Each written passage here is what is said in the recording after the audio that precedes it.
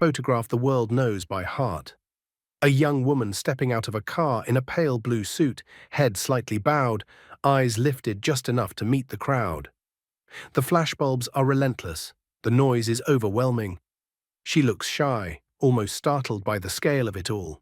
She is 20 years old. What most people didn't see in that moment was not just a future princess, but a girl walking into a system that would define her, elevate her, reshape her, and slowly, quietly, isolate her. Her name was Diana, Princess of Wales, and she would become the most photographed woman in the world. But she would never quite escape the crown. To understand Diana's lonely end, you have to begin before the cathedral bells and royal titles. Diana Frances Spencer was born on July 1, 1961, into British aristocracy. The Spencers were old nobility, closely connected to the royal family for generations. But aristocratic lineage does not shield a child from emotional fractures. Her parents' marriage was turbulent and deeply unhappy. Their divorce was bitter. Custody battles followed. Diana later described her childhood as marked by instability and longing. She was sensitive. She was affectionate. She craved reassurance. At 16, she left school without strong academic results. She moved to London, shared a modest flat with friends, worked as a kindergarten assistant. For a brief moment, she was anonymous, just another young woman finding her way. Then she met the heir to the British throne. Prince Charles was 32, Diana was 19. He was experienced, polished, raised within the rigid expectations of monarchy. She was young, untested, and emotionally hopeful. She represented innocence and suitability. She fit the image. On July 29, 1981, the world watched their wedding at St. Paul's Cathedral. Over 700 million people tuned in globally. Her dress was ivory silk, with a train so long it seemed to float down the aisle behind her. It was the wedding of the century. But fairy tales come with scripts, and Diana had not been prepared for the weight of hers. The pressure was immediate. Royal protocol demanded composure, distance, restraint. Public life demanded perfection. Behind palace doors, the marriage was fragile from the start. There was history that had not disappeared. There was affection that had never fully transferred. Diana once said softly in a later interview, "There were 3 of us in this marriage, so it was a bit crowded." The sentence was simple. The implication was devastating. Yet something unexpected happened. While the institution maintained tradition, Diana changed the tone of monarchy itself. She shook hands with AIDS patients at a time when fear surrounded the disease. She sat beside hospital beds without gloves. She walked through active minefields in Angola to bring global attention to landmine victims. She knelt to speak directly to children. She made eye contact. She touched. The monarchy had long relied on mystique. Diana relied on empathy. The public adored her. The press became obsessed. Designers dressed her. Every outfit was dissected, every gesture interpreted. She was on magazine covers constantly. Her image traveled across continents, but popularity inside a monarchy can be complicated currency. She was more beloved than her husband, and that imbalance carried quiet consequences. Behind the glamour, Diana was unraveling. She struggled with bulimia, describing it later as a symptom of deeper emotional distress.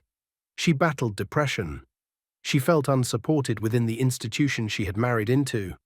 She once said that the bulimia began the week after her engagement. Being loved by millions did not cure loneliness inside her own home. The palace expected silence. Diana wanted honesty. In 1995, she sat down for a televised interview that would change everything. She spoke openly about her struggles, about infidelity, about mental health. It was unprecedented. The crown does not forgive public vulnerability easily. By 1996, the divorce was finalized. She lost the title Her Royal Highness, but she remained Diana, Princess of Wales. She was no longer officially royal, yet forever tied to the monarchy through her sons. After the divorce, she appeared lighter. She streamlined her wardrobe. She auctioned dozens of her iconic gowns for charity. She reduced her royal obligations and focused on humanitarian work. She seemed freer, But freedom came with a cost. Without palace protection, she was more exposed than ever.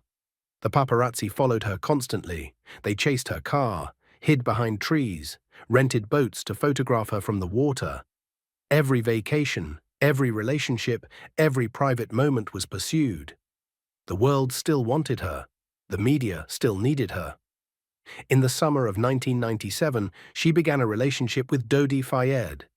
The press coverage intensified. Speculation surged. Cameras multiplied. On the night of August 31st, 1997 in Paris, a black Mercedes left the Ritz Hotel shortly after midnight. Paparazzi followed on motorcycles.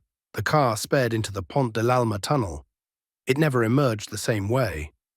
Diana was taken to hospital. Emergency surgery followed. Despite efforts to save her, she was pronounced dead at 4 in the morning.